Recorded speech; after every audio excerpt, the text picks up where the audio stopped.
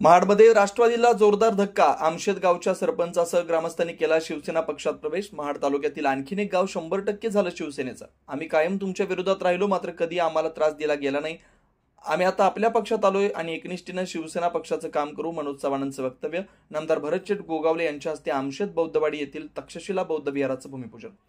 राज्याचे रोजगार हमी, फलोत्पादन आणि खारभूमी विकास मंत्री नामदार भरतशेठ गोगावले यांच्या पक्षप्रवेशाचा धडाका सुरूच आहे. दररोज कोणत्या ना कोणत्या गावातील नागरिक आणि पदाधिकारी राष्ट्रवादी, ठाकरे गट आणि काँग्रेसला रामराम करत शिवसेना पक्षात दाखल होत आहेत. दुसऱ्या बाजूला 2 दिवसांपूर्वी शिवसेनेच्या एका पदाधिकाऱ्यानं शिवसेना पक्षाला सोडून राष्ट्रवादीचे घड्याळ तिसऱ्यांदा हाती बांधलं आणि राष्ट्रवादीने आपला पक्ष मजबूत करण्याचा प्रयत्न केला. मात्र त्याला प्रत्युत्तर म्हणून नामदार भरतशेठ गोगावले यांनी माणगावमधील निजामपूर विभागातील असंख्य कार्यकर्त्यांचा मुंबईमध्ये प्रवेश घेत जशास तसं उत्तर दिलं आणि आज महाड तालुक्यात माजी आमदार कैलासवासी माणिकराव जगताप यांच्या पाठीशी ठामपणे उभे राहणारे युवा नेतृत्व म्हणून ज्यांची ओळख असणारे मनोज बापू चव्हाण यांच्यासह आमशेत ग्रामपंचायतीच्या माजी सरपंच, उपसरपंच आणि ग्रामस्थांनी आज मंत्री भरतशेठ गोगावले यांच्या उपस्थितीत शिवसेना पक्षात जाहीर प्रवेश केला. त्यामुळे जवळपास संपूर्ण आमशेत गावानं शिवसेना पक्षाचा धनुष्यबाण हाती घेतलाय. तालुक्यातील मोहपरे गावानंतर आमशेत गाव हा दुसरा गाव शिवसेना पक्षात 100% आल्याचं पाहायला मिळतंय. यावेळी नामदार भरतशेठ गोगावले यांनी सर्वच प्रवेशकर्त्यांचं स्वागत करत, तुमचा गाव हा औद्योगिक क्षेत्रात आहे, या गावाला अनेक कंपन्यांचा महसूल प्राप्त होतोय, त्यामुळे संपूर्ण गावाने एकजूट राहून या ग्रामपंचायतीला आणि आपल्या ग्रामस्थांचा विकास करून घ्यावा, यामध्ये कोणताही जुना नवा वाद समोर आणू नये असा सल्ला दिला. नामदार भरतशेठ गोगावले यांच्या हस्ते आमशेत बौद्धवाडी येथील उभारण्यात येणाऱ्या तक्षशिला बौद्ध विहाराचं भूमिपूजन करण्यात आलं. जो विकास निधी आपल्या गावासाठी लागणार आहे तो देण्यासाठी आम्ही कटिबद्ध आहोत असं आश्वासन देखील नामदार भरतशेठ गोगावले यांनी आमशेत गावच्या ग्रामस्थांना दिलं. तर यावेळी मनोज चव्हाण यांनी देखील मंत्री महोदयांच्या गुणगानात नामदार भरतशेठ गोगावले म्हणजे पंढरीचा विठोबा, आळंदीचा ज्ञानोबा, देहूचा तुकोबा आणि रायगडचा शिवबा या छत्रपती शिवरायांच्या विचारावरती चालणारा चतुर्थ हिंदकेसरी आमदार भरतशेठ गोगावले यांच्या कार्यप्रणालीवर विश्वास ठेवत आपण शिवसेना पक्षात प्रवेश करत असून आम्ही अनेक वर्ष त्यांच्या विरोधात काम केलं, मात्र कधी आम्हाला त्यांनी विरोध दाखवला नाही, उलट पक्षी मदत केली. त्यामुळे आम्ही संपूर्ण गावाने हा निर्णय घेत आम्ही नामदार भरतशेठ गोगावले आणि युवासेना कोर कमिटी सदस्य विकास शेठ गोगावले यांच्या कार्यप्रणालीवर विश्वास ठेवत शिवसेना पक्षात प्रवेश करतोय आणि भविष्यात एकनिष्ठेने आम्ही काम करत राहू असा विश्वास दर्शवला. या पक्षप्रवेशामध्ये आमशेत गावच्या माजी सरपंच सुषमा सुरेश चव्हाण, माजी उपसरपंच बाळाराम शिवाजी चव्हाण, श्री आत्माराम सुतार, श्री संजय साळुंखे, मनोज बापू चव्हाण, राजेंद्र चव्हाण, प्रदीप चव्हाण, अनिल चव्हाण, राकेश सावंत, मयूर सावंत, सुहास सावंत, संदेश कदम, बाळाराम कदम, अनिल कदम, जयेश कदम, योगेंद्र चव्हाण, शिवाजी कदम, शुभम कदम, सुजल कदम, महेंद्र चव्हाण, चंद्रकांत कदम, संकेत कदम, संतोष कदम, राजाराम कदम, सुभाष कदम, श्रीकृष्ण कदम, दिनेश पवार, बाळाराम चव्हाण, संजय चव्हाण, कल्पेश चव्हाण, सुरेश चव्हाण, आत्माराम चव्हाण, विठ्ठल चव्हाण, संदीप चव्हाण, संजय साळुंखे, अंकुश साळुंखे, आकाश साळुंखे, अक्षय साळुंखे, जिनय साळुंखे, सचिन साळुंखे, राजेश साळुंखे, संतोष साळुंखे, विनायक साळुंखे, संदीप सुतार, रोशन म्हांगरे, केतन मस्के, कमलेश साळुंखे, सानिका संदीप सुतार, रोशनी सावंत, सानिका चव्हाण अशा असंख्य कार्यकर्त्यांनी आणि पदाधिकाऱ्यांनी यांच्या उपस्थितीत शिवसेना पक्षात जाहीर प्रवेश केला. यावेळी नामदार भरतशेठ गोगावले, शिवसेना शेतकरी कामगार सेना जिल्हाध्यक्ष विजयाप्पा सावंत, शिवसेना उपजिल्हा प्रमुख सुरेश माडिक, जिल्हा समन्वयक राजेंद्र देशमुख, तालुका प्रमुख रवींद्र तरडे, युवासेना तालुका प्रमुख रोहिदास आंबोळे, शिवसेना महाड तालुका संघटक संजय शेठ शिंदे, माजी जिल्हा परिषद सदस्य संजय कचरे, विभाग प्रमुख दिलीप शिंदे, भगवान पवार, युवासेना महाड तालुका सरचिटणीस शेखर राखाडे, युवासेना वाळण विभाग संपर्क प्रमुख अमर जंगम, युवासेना वाळण विभाग प्रमुख सचिन मोर, विनेरे विभाग प्रमुख आनंद सावंत इत्यादी शिवसेनेचे पदाधिकारी आणि कार्यकर्ते उपस्थित होते. ब्युरो रिपोर्ट, तेज मराठी न्यूज, महाड, रायगड. माझी आता विनंती आहे, सगळ्यांनी आता जर विचार केला एका गावामध्ये एका पक्षाच्या झेंड्याखाली आणि आपण सगळ्यांनी एकत्र राहूया, तर जी काही कामं येतील, जे काही नोकऱ्या होतील त्या आपण सगळ्यांनी बसून, तुम्ही तुमच्यामध्ये ठरवलं तर मला काय अडचण नाही. तुम्ही बसून ठरवा बाबा या कंपनीचं काम कोणाला द्यायचं, काय कोण सप्लाय कराल, कोण काय कराल, कोण बांधकाम कराल, कोण नोकरीला पाहिजे, काय पाहिजे. ज्या तुमच्या आजूबाजूला कंपन्या आलेल्या त्याचा उपयोग, त्याचा लाभ ह्या माझ्या तुमच्यासारख्या सगळ्या कार्यकर्त्या मंडळींना देणं गरजेचं आहे. ती माझी तुम्हाला पहिली सूचना वजा विनंती राहील. मंडळी, भविष्यकाळ तुमचा आहे की तुमच्या ग्रामपंचायतीला त्याचा टॅक्स मिळणार आहे. तुमच्यातली काय शिकलेली सवरलेली किंवा काही कमी शिकलेल्या मुलांना तुमच्या नोकऱ्या मिळतील.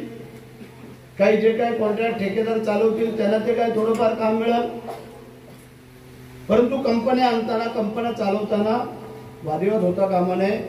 आलेली कंपनी आपल्याकडे परत जाता कामा नये. एखादी जर अडचणीचा भाग झाला तर आम्ही आहोत. आमच्या रणरागिणी पदर खोचून तयार असतात. मागच्या वेळेला तुम्ही पाहिलंय, तुमच्या पुरुषांमध्ये जेवढी ताकद नव्हती तेवढी महिलांनी दाखवली होती, लक्षात ठेवा. आणि म्हणून जे काय होईल ते सुरळीत चालायला पाहिजे.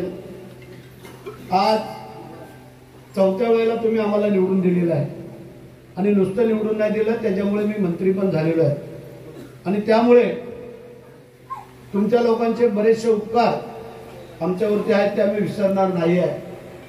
आणि म्हणूनच लोक आपल्याकडे सकाळपासून संध्याकाळपर्यंत रात्रीपर्यंत काय येत असतात असं म्हण आहे. ज्या विहिरीमध्ये पाणी असतं त्याच्यामध्ये पोवऱ्या टाकला जातो, सुक्या विहिरीमध्ये कोण पोवऱ्या टाकत नाही आहे. आणि जिथे झरा असतो तिथंच लोक पाणी प्यायला जातात. आणि म्हणून आमची आता जुने सहकार्यांपैकी काही ठराविक मंडळी आहेत, पण त्या मंडळींनी संघटना वाढवण्याचं काम केलं, मजबूत करण्याचं काम केलं, संघर्ष केला आणि त्याचे चांगले दिवस आता तुम्हाला पाहायला मिळत आहेत. तेव्हा त्यांना पण विसरता कामा नये, ही एक माझी सूचना मी नेहमी लोकांना सांगत आलेलो आहे.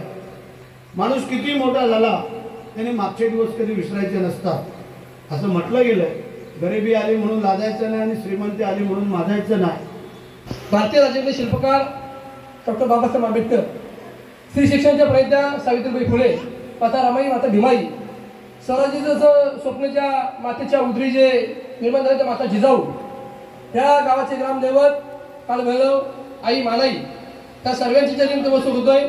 पंढरीचा विठोबा, आळंदीचा नळोबा, देऊचा तुकोबा आणि रायगडचा शिवबा, ह्या छत्रपती शिवाजीराजांच्या विचारावरती चालणारा चतुर्थ हिंद केसरी आमदार सन्माननीय भरतशेठ गोगावळे साहेब, त्यांच्या चरणी मी त्रिवार वंदन करतो. ज्या मातेच्या उदरी माझा जन्म झाला, जिने 5 वर्ष या गावाची सेवा केली, ती माता माझी आई सुषमा चव्हाण हिच्या चरणी बसत होतोय. व्यासपीठावरील सर्व मंडळी, सर्व मंडळीचं नाव घेत नाही आणि त्याप्रमाणे इथं सर्व माता भगिनी यांच्या शरीर होतोय. आमदार साहेब गेली कित्येक वर्ष आम्ही स्वर्गीय माणिकराव जगताप यांच्या नेतृत्वाखाली काम करत होतो. शेठ मी एवढं सांगतो की आम्ही कुठेही गेलो तर निष्ठेने प्रामाणिकपणे काम करायला बोललेलो, की कुठल्याही दबावाला, कुठल्याही यंत्रणाला, कुठल्याही आमिषाला बळी कधी पडलो नाही. माझे सहकारी आज ही सर्व मंडळी आज पक्षामध्ये प्रवेश करते. खरं तर माझ्यावरती अनेक प्रकारे विकासशील गोगोळे यांची कित्येक वर्षापासून छाया राहिलेली आहे. मला कधीच 5 वर्षाच्या कालखंडामध्ये आमदार साहेब तुम्ही सुद्धा 1 रुपयाचा कधी मला त्रास दिला नाही. असा परवा महादेव तालुक्याने सांगितलं की करण्यासारखा जाणशूर व्यक्तिमत्व कोण असेल ते एकनाथ शिंदे साहेब आहेत. त्याचप्रमाणे मी सांगतो करण्यासारखं दुसरं व्यक्तित्व कोण असेल भरतशेठ गोगावळे. विरोधक कोणी असू द्या पण तो आपला आहे या उद्देशानं आमदार साहेबांनी 5 वर्ष मला आपलंसं म्हणून त्यांनी मला पाठबळ दिलं. मला कधी अडचण आली तर आमदार साहेब मी कधी तुम्हाला सांगत नसायचो, पण मी हलूच कामाने विकास शिंदे सांगायचो शेठ अशी थोडीशी अडचण आहे, सर्व गोष्टी करा. ग्रामपंचायतीने ज्या दिवशी डीव्हीडीचा प्रस्ताव टाकला त्यावेळी मला जिल्हा परिषदला अडचण होती आणि स्टँडिंग कमिटीमध्ये चंद्रकांत कलमे साहेब होते. मी आमदार साहेबांना सांगितलं, आमदार साहेबांच्या गोष्ट लक्षात नसेल, आमदार साहेबांना सांगितलं, आमचे मामोंकर साहेब आहेत, सुरेश मामोंकर साहेब, सांगितलं की बाबा असा विषय. आमदार साहेब लगेच चंद्रकांत कलमेने सांगितलं आणि चंद्रकांत कलमेच्या माध्यमातून लगेच डीव्हीडी स्टँडिंग कमिटीला विषय घेऊन आज इथं विकास कामाचा धुंदा सुरू झाला.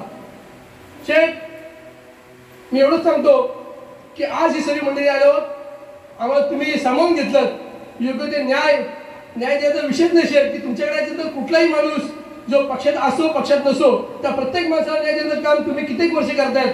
आज आम्ही एवढे वर्ष संघर्ष केला, पण त्या संघर्षातून आपल्याला कुठेतरी वाटलं की हा माणूस की देशाच्या पातळीवरती राजकारण करणार आहे, ह्याची देशाला गरज आहे आणि मग त्याचे हात बळकट करण्यासाठी तुम्ही आम्ही सर्वांनी एकजुटीने आमदार साहेबांच्या पाठीशी उभं राहिला पाहिजे. म्हणून आमच्यातलं हे वेळ संपून आमच्या रामकृष्ण संपून एक दिलाने शेखर बोलल्याच्या प्रमाणे एक नेता, एक पक्ष आणि एक गाव या पद्धतीने एकमेव भरतशेठ गोगावळे या उद्देशाने आम्ही सगळ्या मंडळीने पक्ष प्रवेश केला.